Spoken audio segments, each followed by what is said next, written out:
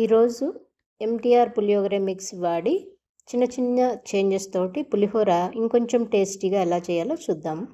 దీనికోసం బాండీలో నూనె వేసి పల్లీలు వేయించుకోవాలి. ఇది లో ఫ్లేమ్లోనే వేయించుకుంటే బాగుంటుంది.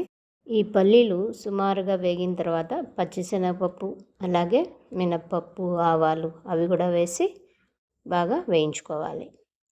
ఇంగువ కూడా వేస్తూ ఉన్నాను. ఇప్పుడు చివరిగా కరివేపాకు అన్నీ వేయించిన తర్వాత ఈ తిరమాతలోకి ఇప్పుడు అర స్పూన్ పసుపు, 1 స్పూను ఉప్పు, అలాగే ఒక దగ్గర 3/4 స్పూను ఎండు కారం అన్నీ వేసి లో ఫ్లేమ్లోనే వేయించుకోవాలి. ఇవన్నీ కూడా నేను 1 స్పూన్ బెల్లం పొడి వేసాను, ఇది ఆప్షనల్. అలాగే 3 స్పూన్ల పులిహోర మిక్స్ వేసాను.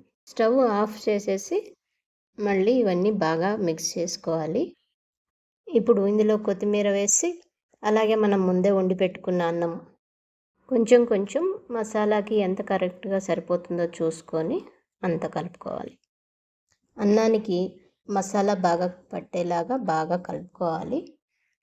అవకాశం ఉంటే ఒక 5 మినిట్స్ వేడి మీదే మూత పెట్టుకుంటే ఇంకా మంచి టేస్ట్ వస్తుంది. మన టేస్టీ పులిహోర రెడీ అయిపోయింది.